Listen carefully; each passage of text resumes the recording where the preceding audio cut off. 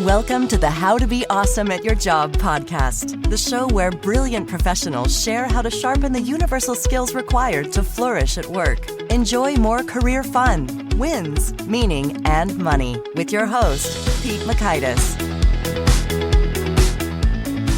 Hello and welcome to episode 893 with Maura Thomas. Maura is back again. She's got more wisdom on how to upgrade your focus, beat distraction, unleash productivity, not only within yourself, but within your whole team as well. So you'll learn 1, the underlying cause of derailed productivity. 2, how multitasking hurts your productivity and attention. And 3, the 2 questions that help eliminate distractions. So if you want to check out the show notes or the transcript or the links to items that we've referenced here, visit us over at awesomeatyourjob.com/EP893. Now, here's a bit about Maura. Maura Nevel Thomas is an award-winning international speaker and trainer on individual and corporate productivity and work-life balance, and the most widely cited authority on attention management. Her proprietary empowered productivity system has been embraced by the likes of NASA, Dyson, and Google. She's a TEDx speaker, founder of Regain Your Time, author of 6 best-selling books, and was named a top leadership speaker in Inc. magazine. Maura is frequently featured in major business outlets, including Business Insider, Fast Company, and Washington Post, and she's also a regular contributor to both Forbes and the Harvard Business Review, with articles there viewed over 1 million times. Big thanks to Maura for sharing her wisdom with us, and big thanks to our sponsors. Check them out.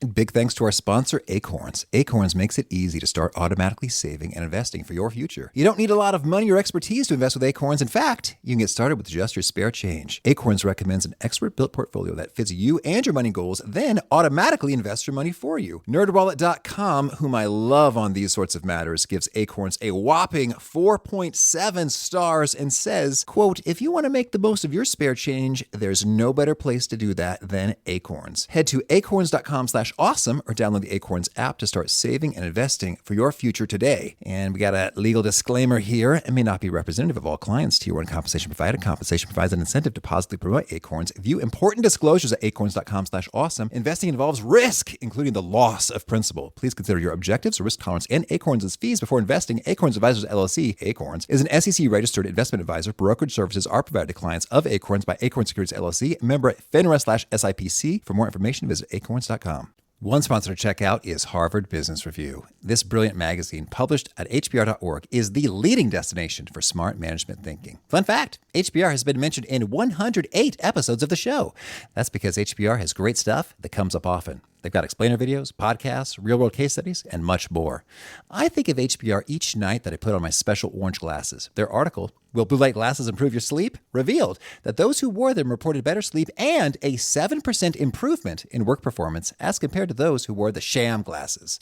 So I cite HBR anytime anyone tells me that I look silly wearing them. Now, much of HBR's content is available for free when you sign up at their site. Subscriptions that get you unlimited content cost $10 a month.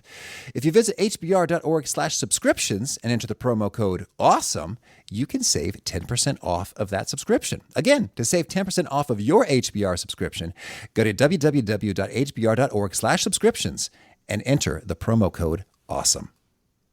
One sponsor to check out is Storyworth. Whenever I'm thinking about meaningful Father's Day gifts, Storyworth leaps to mind. Storyworth helps you preserve precious memories and stories from your father for years to come. Each week, Storyworth emails your loved ones a thought-provoking question that you get to help pick, such as, what's the bravest thing you've ever done? I personally love the prompt so much that I have refreshed Storyworth's questions page many times looking for more. Storyworth makes the writing process super quick and easy. All your loved one needs to do is respond to that email with a story, and then you get a quick copy of that. And after a year of this fun, Storyworth compiles your loved one's stories and photos into a beautiful keepsake hardcover book that you'll be able to share and revisit for generations to come. Families love Storyworth so much, they've got 25,000 five-star reviews on Trustpilot and have millions of stories preserved. So give all the fathers in your life a unique, heartfelt gift they'll all cherish for years. Storyworth. Right now, you can save $10 on your first purchase when you go to storyworth.com/awesome. That's storyworth.com/awesome to save $10 on your first purchase.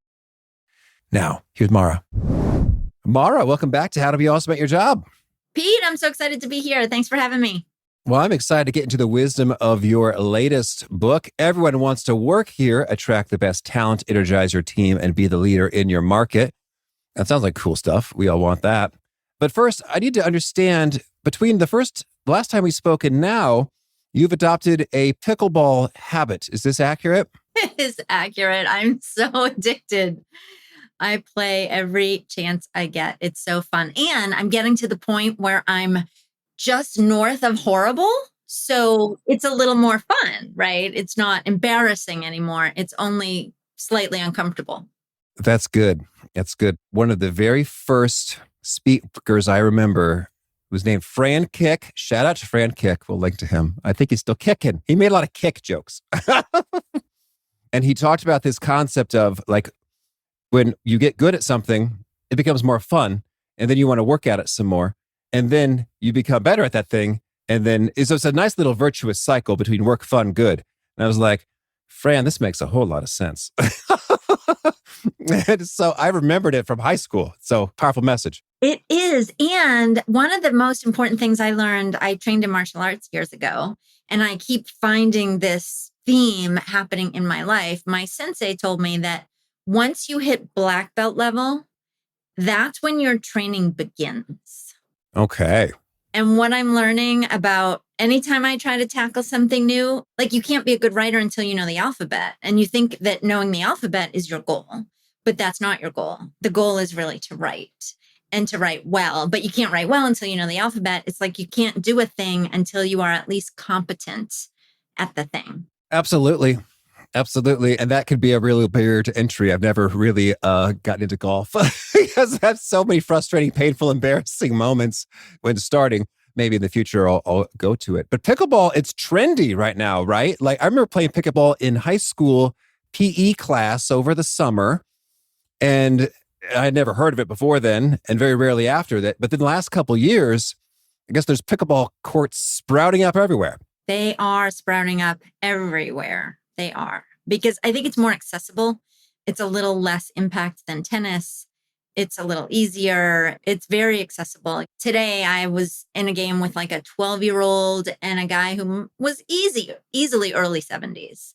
And we all had a game and it was great. It was super fun. Beautiful. Well, now let's hear a little bit about some other team insights from your book, Everyone Wants to Work Here. Any particularly surprising, fascinating, counterintuitive discoveries when putting together this work here? A lot. So in the book, I talk a lot about unconscious calculations.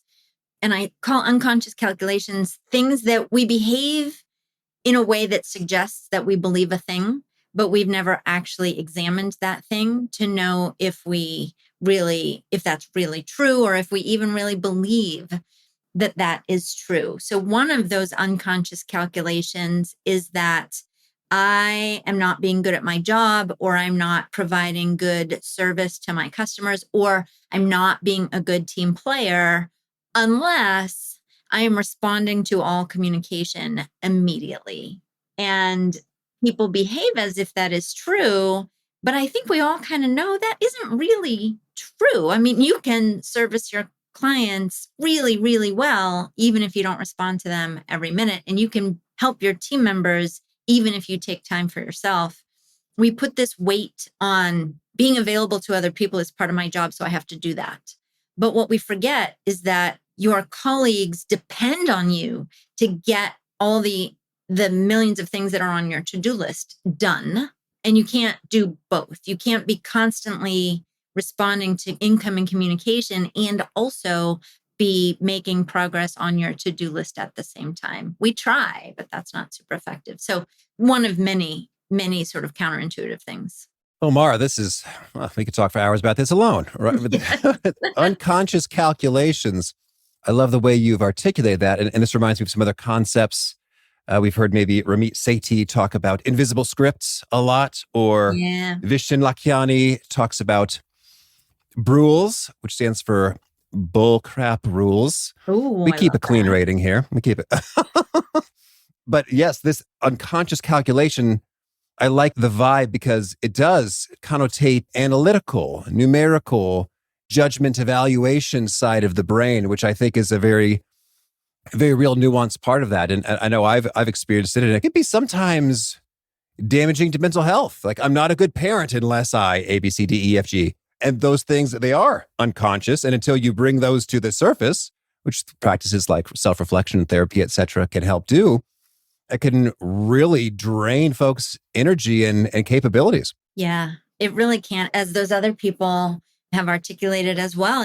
We really need to look at what we believe. And a lot of times I see my job as just shining a light on how people are operating to just so that they can just ask. Sometimes somebody says something to you and you're like, they say, why are you doing that? And you're like, you're right. That's totally stupid. What was I doing? What was I thinking? Right. The story that comes to mind for me that is when I redid my kitchen and my aunt came over and she's in the new kitchen, right? She's standing at the stove and she opens the drawer beside the stove. And in the drawer beside the stove, there's silverware. And she looks at me and she says, where are your pot holders? And I point across the kitchen and I'm like, my pot holders are over there. And she looked at me, waiting for me to catch up, like pot holders should be beside the stove, right? I was like, oh, you're totally right. You're totally right. I never thought about that before, right? Move the pot holders so that they are near the stove. But once she said that to me, I was like, oh, and the spices should be near the olive oil. And oh, the spatula should be near the frying pans. And oh, right. And I had a whole new outlook on everything as soon as she just sort of shone that light on, does this make sense the way you're doing this? But I never even thought of it until she said that. And I think a lot of the things that I do with my clients is really just shining a light. Does this make sense the way you're doing this? And wouldn't you like to do it a little easier? Well, that's already a fantastic tidbit. Could we maybe zoom out a little bit and hear what's sort of the big idea or main theme of the book here? I outline a lot of problems that are happening inside companies that are making people go home at the end of the day and say, oh my gosh, I was busy all day and somehow I got nothing done. Instead of going home at the end of the day and saying, oh my gosh, that was such a good day. I got so much done. There are many sort of corporate culture and leadership behavior problems that are contributing to this, but underlying all of them is distraction. Mm-hmm. Distraction is what prevents us from going home at the end of the day and saying, oh my gosh, that was such a good day. I got so much done. Distraction in the way that we communicate, distraction in all of those unconscious calculations, right? Another unconscious calculation that people make is, well, people are interrupting me all day, but I have to do that. I mean, I have to deal with that. That's part of my job. So the only way I can get stuff done is when people aren't bothering me.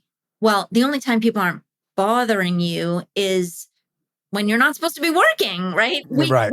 Nights, weekends, early mornings. So we behave as if we have just accepted that we will work all day at work and then we will go home and do our most important work, right? I'll just deal with everybody bothering me all day long, but then I'll do the really important stuff tonight or Saturday or Christmas Eve or right whenever people aren't bothering me. And that's just, I don't think anybody wakes up on Monday mornings and says, "Ooh, I can't wait to work 60 hours this week." Right. Yeah. And then I've heard recently that it's said almost universally CEOs and executives do work before they get to work. Just almost out of necessity. It's like, I'm going to do half an hour, 1 hour, 2 hours of super important stuff early in the morning before I am even on the premises. It can be accessed. Yeah, because that's the only way that I can get it done. And I believe that leaders and people, right? Anybody, whether you're a leader or an individual contributor, you need to own the fact that you need to get your important work done at work. And you do need to be available to other people, but you can't do that to the exclusion of getting the important work done. So you have to carve out the opportunity in your workday to both be available to people, but also be unavailable so that you can get important work done.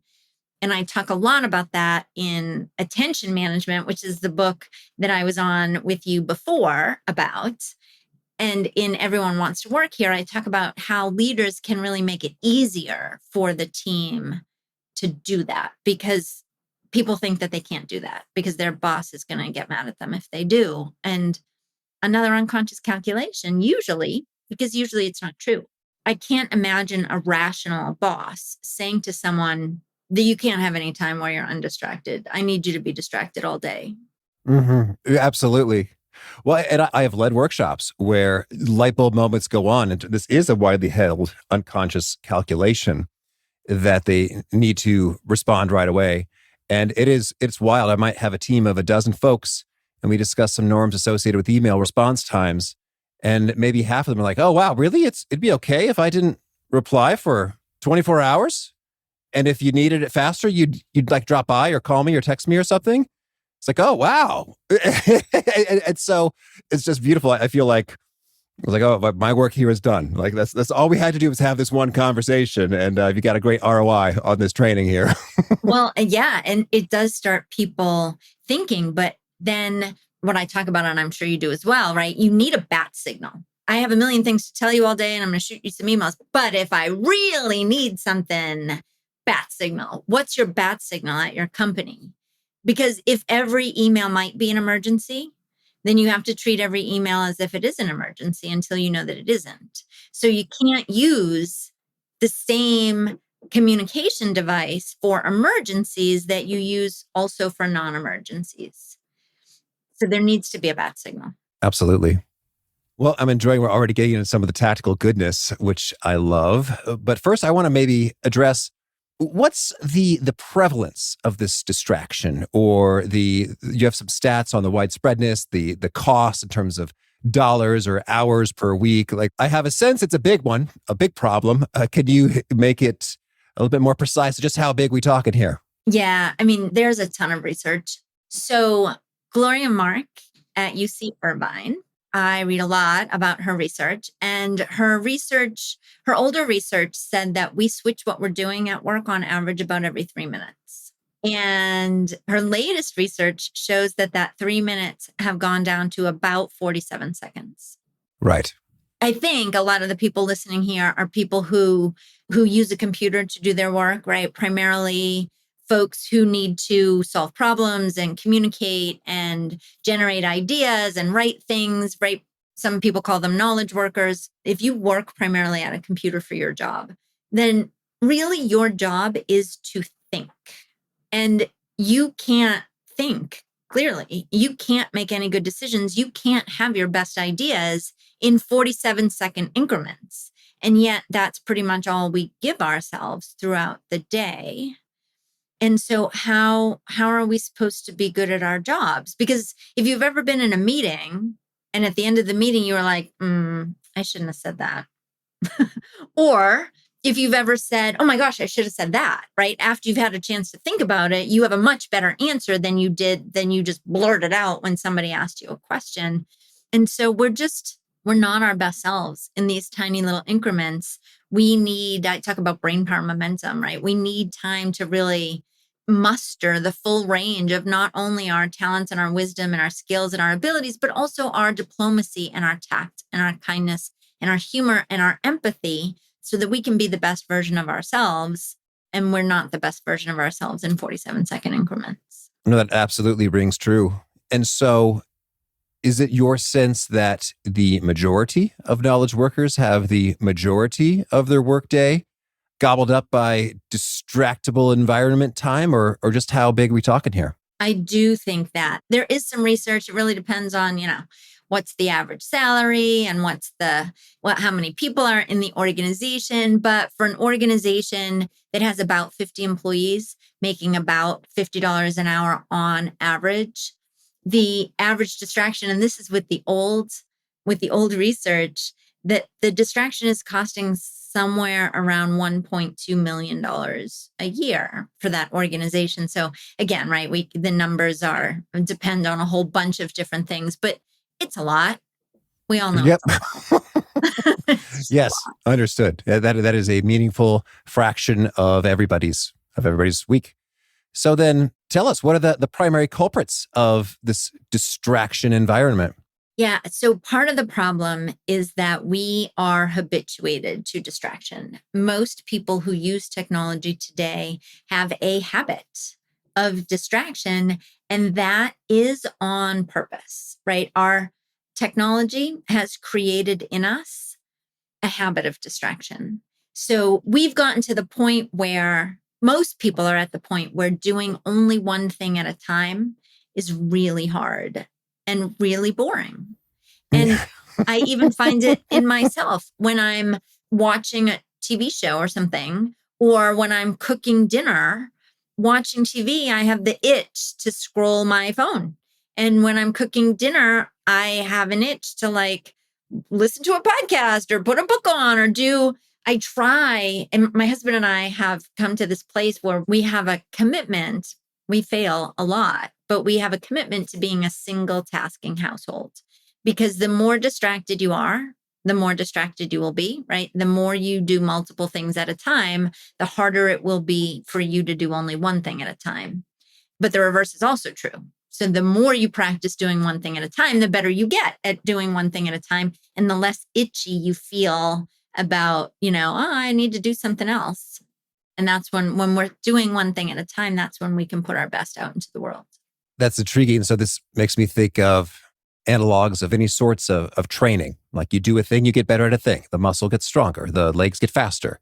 The heart and lungs are able to process more oxygen and endure longer. It's sort of like a training effect or adaptation is unfolding. So I'm curious, do you have a suggested protocol or routine or workout that we might engage in order to strengthen that capability of doing one thing at a time and being less itchy? Well, because for most of us, it's a habit. We have a habit of distraction. And so the first step in changing any habit is really the awareness. So recognizing when you get that itch to do something else, then making the conscious calculation, right? Probably doing both isn't a good thing. So do I want to just do this thing, or do I want to just do that thing? And bringing more awareness of when we have the urge to be distracted is the first step in changing any habits. But I would say the practice is start out doing only one thing. Okay. If you're going to watch TV, put your phone in a different room. Mm-hmm. Try to make it easy for yourself to do only one thing. And then likewise, I'm thinking, I guess there's all sorts of layers or levels or variations of this. Like if you're eating, don't be eating and watching TV or listening to a podcast. Yeah, I mean, there are different ways to multitask, and some are better than others, right? So one physical thing and one cognitive thing is better than two cognitive things, right? So scrolling your phone while watching TV is probably worse for your multitasking than heating up something in the microwave while you listen to a podcast, right? Because one physical thing and one cognitive thing. Now, if you are a chef, then you might not want to listen to a podcast while you are creating your meal, because that is kind of an art form to you. But if you are not a chef like me and you're just making something that doesn't require a lot of thought, practicing single tasking is good, but there are also some kinds of multitasking that are worse than other kinds of multitasking. Oh, well, that's good for our download numbers. Thank you, Maura. Understood. That there is a distinction there. And okay, so that's first. Like within us individually, that's something we can all do. And that really does sound swell in terms of the impact that could make it and the muscle you build. One of my favorite, I actually have a sheet right here. One of my favorite approaches is I make a list of what I did do and what I wanted to do during like a phase of work, because I'll have all these ideas. Like I want to check the news. I want to check social media. I'm curious about this thing. I wonder if you could buy a thing that does that. Let's go to Amazon. So all these things pop up. And so I just like write them down, and it feels fun because then after the work session, I get to behold it and say, ooh, look at all these victories I racked up. Each of these was a distraction I did not engage in. And so I feel a sense of accomplishment there. And when it's time to indulge these distractions, I've got a bunch of things I was curious about and wanted to play with already queued up for me to go binge and explore. I love that idea. I think that's a great idea. The thing that I try to keep in mind, so there's a quote, I'm told, I went looking for it, I couldn't find it. Somebody in one of my keynotes told me that it comes from the movie Hitch. But the line is, it's not the moments in your life that matter. It's the life in your moments that matter. And my belief about that is that if you are not present when you're doing a thing, then you miss both the moments in your life and the life in your moments. And we only get a finite number of moments in our life. And I really would like to be present for every single one of them, cognitively present, not just physically present. And so to me, right, we all need to find the motivation that works because, somebody tells you something's good for you. That might not be sufficient motivation. Yeah, a lot of things are good for me that I don't do. But I think each individual has to find the thing that is the sufficient motivation for them. So you like your victories, and I like thinking about the opportunity. I like yours, though. I might try that too. But I like thinking about how many moments today was I really present for? How much of my life was I just not cognitively there for? And when the answer is too many, it makes me really makes my heart hurt. So Yeah, that's powerful. And I love the way you've described that in terms of these are different flavors of motivation or why that resonate differently. And a heart hurting versus a victory have very different vibes to them. And there could very well be many others that are custom and unique and for each individual that were really powerfully resonant. And a different day could mean a different thing, right? Mm-hmm. One day looking at your list might feel amazing. And another day, it might be more about the moments. It really depends on the day too, right? So we can employ all of them. Yes. Okay. Well, so we talked about some approaches that the individual can use. Tell us, if we are in a position of management or leadership and have some influence with the team and the culture, what are some best and worst practices that we should be considering? There's a whole chapter in the book about how much leaders underestimate the influence they have. So I think it's really important if you do have people who are on your team, for whom you are the leader, at least at work or really anywhere else. If you are the leader, then you need to realize that you have a lot of influence. I mean, I think that it's clear that a leader has influence during the workday on somebody who works for them. But I think what they forget, for example, is that how that person feels about their workday, they're going to carry that home with them and interact with their family in a way that reflects how they felt about their workday, right? So if they had a workday where they said, oh my gosh, that was a great day, I got so much done, they're going to go home and be with their family. They're going to show up very differently than if they go home and they're like, oh my gosh, another day where I'm exhausted. I was busy all day and still I got nothing done. They're going to interact with their family in a very different way. Also, if you are, for example, sending emails to your team after hours, that's going to impact the family because I think we've all been in a situation either as the grown-up in this situation or maybe as the child in this situation where it was like, yeah, we're all going to sit down to dinner. Oh, but mom just got the phone call or the email from work. And now mom says, start dinner without me. I'll catch up as soon as I can, or go to the park.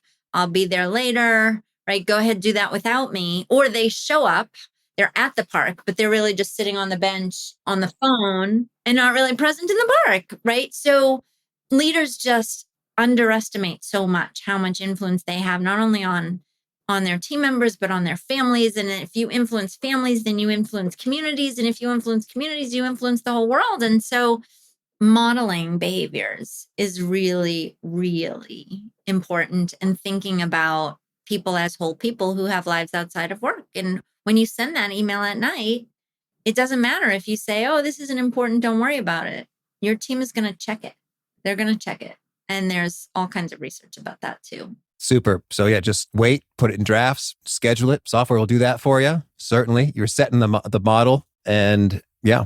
All of that, yes. But also act in a way that is good for your team. Downtime is as important for leaders as it is for everybody who works on their team. And I know a lot of leaders who think it sets a good example by being the first one in and the last one to leave. I think that's a horrible example. It just makes your team want to work more and more and more and more and more.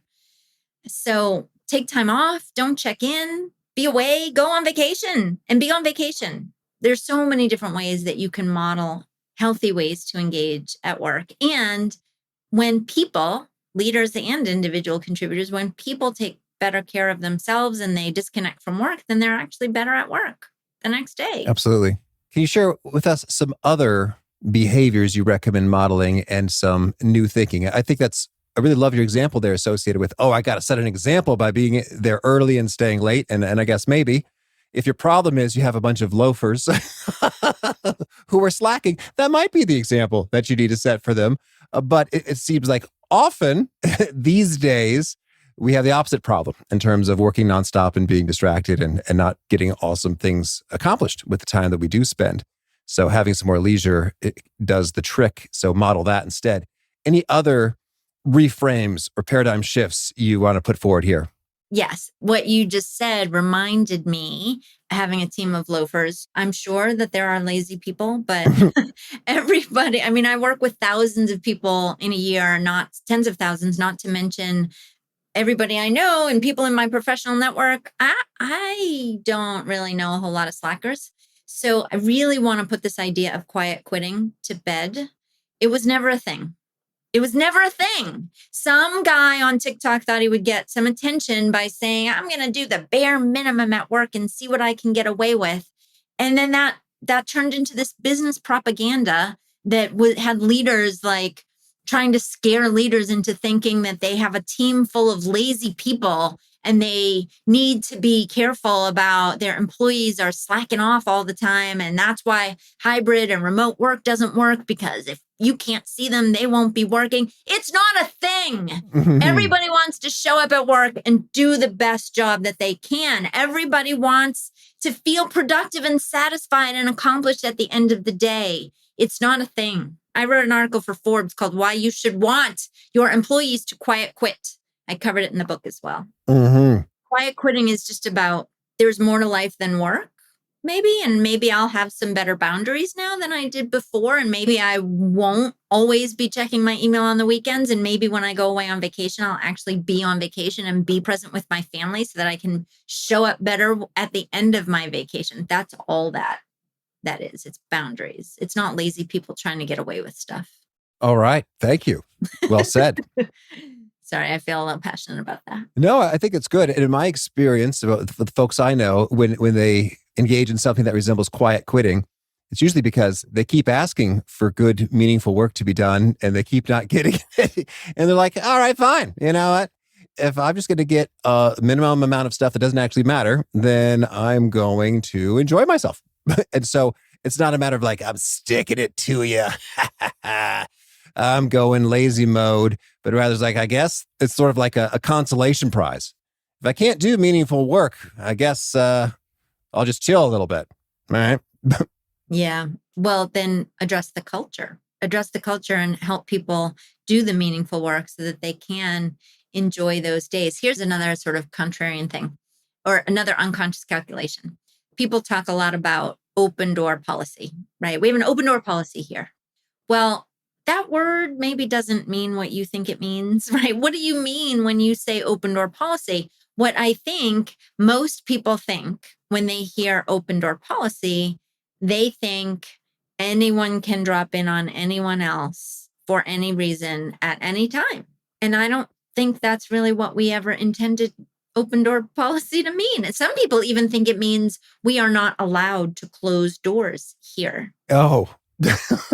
And if you're going to use the phrase open door policy, you really need to explicitly define it for your team. Otherwise, you're setting up the company to have a culture of distraction where everybody does drop in on everyone at any moment, for any time, for any reason.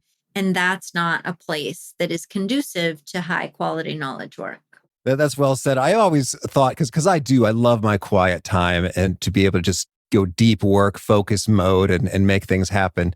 And so I always thought that was an odd phrase. Like, hey, my door's always open. And I thought, always? Is really? It's like, my door's always open between 4 p.m. and 5 p.m. and when you schedule an appointment. It's sort of like how I think that sentence ought to be finished, because that's sort of silly. My metaphorical door. Yeah. Meaning I will be here to help you if you need some help. But open door policy is not a good way to say that. My door is always open. It's not a good way to say that. Well, this is fun, Maura. How about you just keep giving us hot takes? What else you got for us?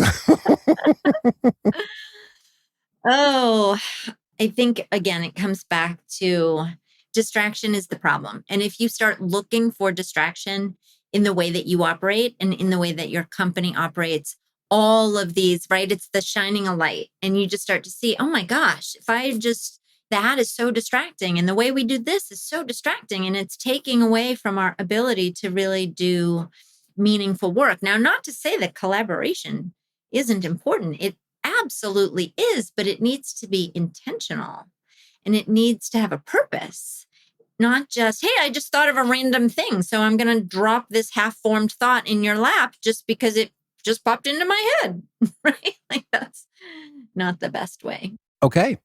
Well, I'd love it if you could maybe wrap us up by sharing a cool story of an organization, a team, an environment, a culture where distraction was just causing all sorts of consternation. And then a couple key things folks did, some changes made, and the nifty results that came out on the other side.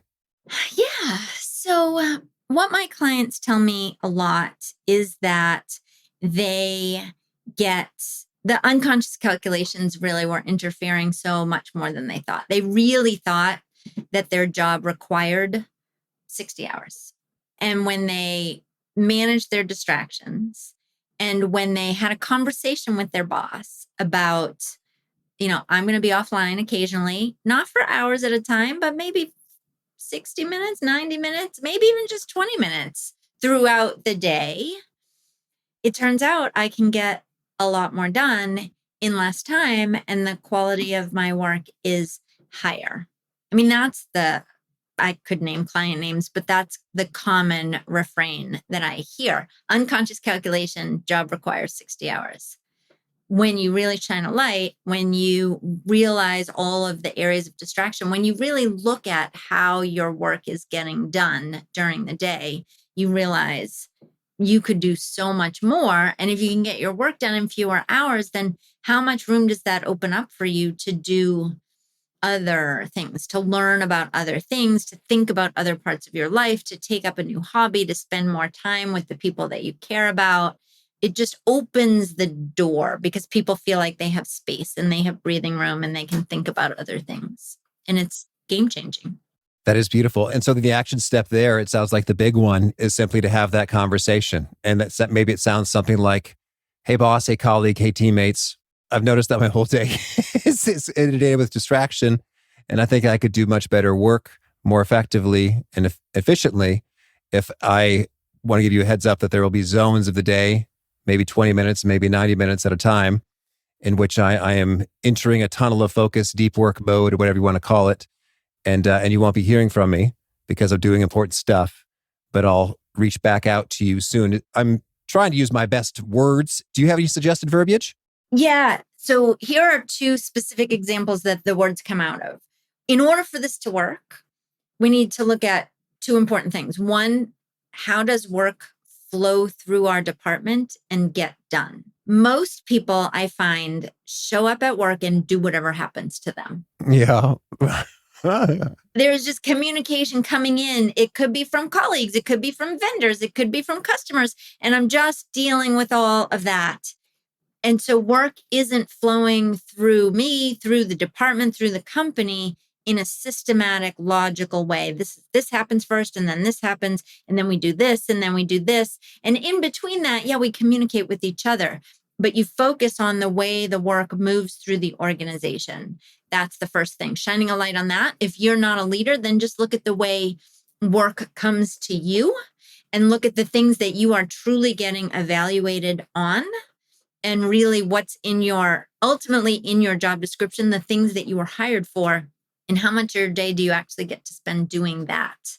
So that piece is the really important thing. And the second thing to think about is how do we communicate as a team? We have lots of ways to communicate. And usually as a team, we don't create any guidelines. I have a whole chapter in the book about communication guidelines. So we have 17 different ways to communicate, but we use this one in this situation. In general, there's exceptions, right? But this one in this situation, and this one in this situation, and this one in this situation. Because without that, it really just defaults to personal preference. Well, you seem to like chat, and Joe seems to like email, and Lisa likes to have meetings, and Marty always likes to call me, and I don't know, I can't remember how you all like to do this. So I'm just going to send everything I need to send in all the ways. I'm going to leave you a voicemail. I'm going to put it on the chat. I'm going to send you an email, and we'll talk about it in the meeting just for good measure. Yeah. And so the volume of communication in organizations is way too high, and the efficiency of communication is way too low. Very good. Well, Maura, tell me, anything else you want to make sure to mention before we shift gears and hear about some of your favorite things? Yes. Just the last thought I will leave you with is I teach people two primary things. Number one, how to manage their attention, and number two, how to manage their work, bigger picture. Nobody can do that except you.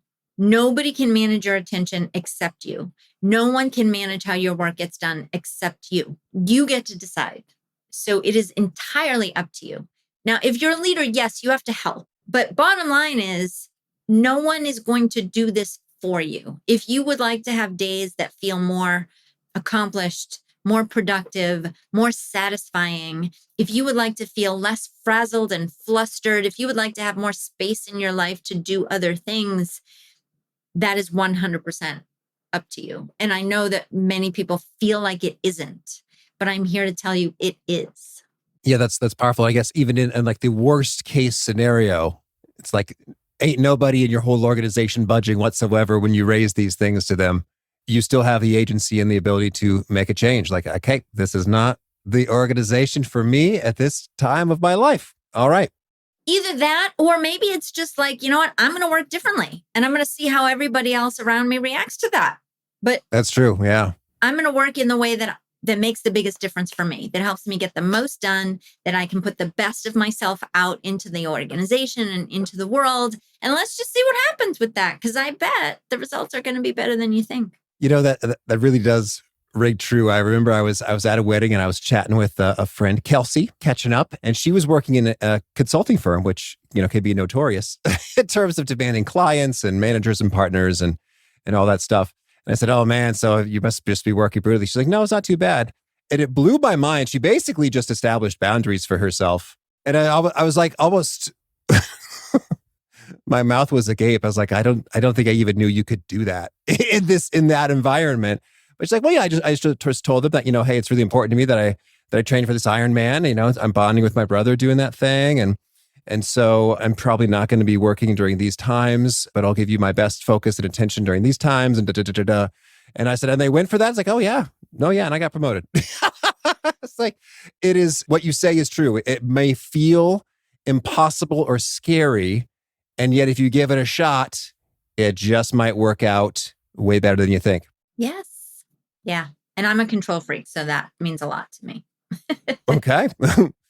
Well, now could you share with us a favorite quote, something you find inspiring? Yeah. So a couple. One I already gave you, right? It's not the moments in your life that matter. It's the life in your moments.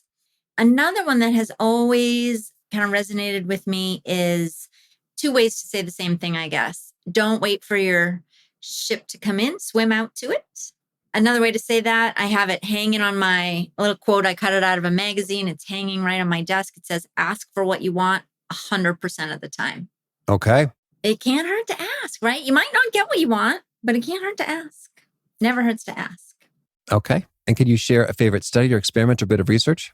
Yes. I think that I'm really fascinated by Gloria Mark's research and how technology is affecting us and how much it's costing us, not just financially, but in all parts of our life. Because I think, again, when we're not present in our moments, then we rob some of the richness from our lives. And when I read Dr. Mark's research, it just feels, I don't know her. I should call her Dr. Mark, but I feel like I know her because I am so steeped in her work, but it just smacks me in the face and just is such a good reminder for me about what it's costing us. Mm-hmm. And a favorite book? I have two. One, I think Napoleon Hill's Think and Grow Rich, because that's where I learned the idea of mastermind groups, and mastermind groups have changed my life. And then personally, there's a book by Gavin de Becker. It's called The Gift of Fear. And it's about listening to that. It's about really how to keep yourself safe. But the reason that the book is so great is because it reads like a thriller. It reads like a mystery thriller, but it's really about practical life advice. and I've given it as a gift to 1 million people. Okay. And a favorite tool, something you use to be awesome at your job? I don't know how I would get my life done without Todoist, Task Manager. I'm a big fan of the folks over at Todoist. We also use their other tool called Twist, which is an alternative to chat tools. It's a different kind of chat tool, but it is based on asynchronous communication. And I'm a big fan of the folks over at Doist. Okay. And a favorite habit? So we talked earlier about finding that motivation. And I guess this goes along with the book idea, but I read a book that I guess has been out for a long time, but I just stumbled upon it, and it's called Younger Next Year. And that book really gave me, everybody knows you're supposed to exercise and how to take care of yourself. And it's like, yeah, I'm supposed to exercise. I know. Wasn't enough to get me to exercise. The information in this book made me go, oh, now I get it. Now I understand why it matters every single day. And it really has had an impact. So favorite habit is exercise. All right. And is there a particular nugget you share that really seems to connect and resonate with folks? They quote it back to you often? Yes. The thing I hear that resonates most is the way that I reframe. I don't think I said it specifically this way today, but how you manage your time really doesn't matter unless you also manage your attention. So what matters more than time management is attention management. All right. And if folks want to learn more or get in touch, where would you point them? MauraThomas.com is the best place to learn all the things. And do you have a final challenge or call to action for folks looking to be awesome at their jobs? Yes. Try to be more present more often. Manage your attention and make the most of your moments. All right. Maura, this has been a treat. I wish you much luck and fun and well-managed attention. Thanks for having me, Pete. It's been a pleasure. I really love Maura's perspective about practicing doing one thing at a time, which makes sense. If you've gotten out of that habit and you're multitasking all the time and getting that stimulation from multiple sources, it's going to take a little bit of time to rewire and get back in the groove of that. And I found in my own world that I can get into and out of the habit of single tasking, and things do go better when I am in the habit of single tasking. Great stuff from Maura. Again, the show notes, the transcript, and the links to items we've referenced are at awesomeatyourjob.com/EP893. Hope to catch you next time. And peace. Thanks for listening. To get the most out of the show, we recommend 2 key things. First, check out the extra resources at awesomeatyourjob.com. You can find this episode's transcript and links, as well as the perfect episode for your situation. You can search the full text transcripts of hundreds of episodes or explore episodes tagged by topic and competency covered. Second, subscribe to the podcast and get future episodes automatically. You can subscribe by telling Siri and several other smartphones and speakers, subscribe to the How to Be Awesome at Your Job podcast, or by tapping subscribe in your podcast player of choice. If you'd like some extra help figuring out podcasts and how subscriptions work, visit awesomeatyourjob.com/subscribe for guidance. Hope to catch you on the next episode of How to Be Awesome at Your Job.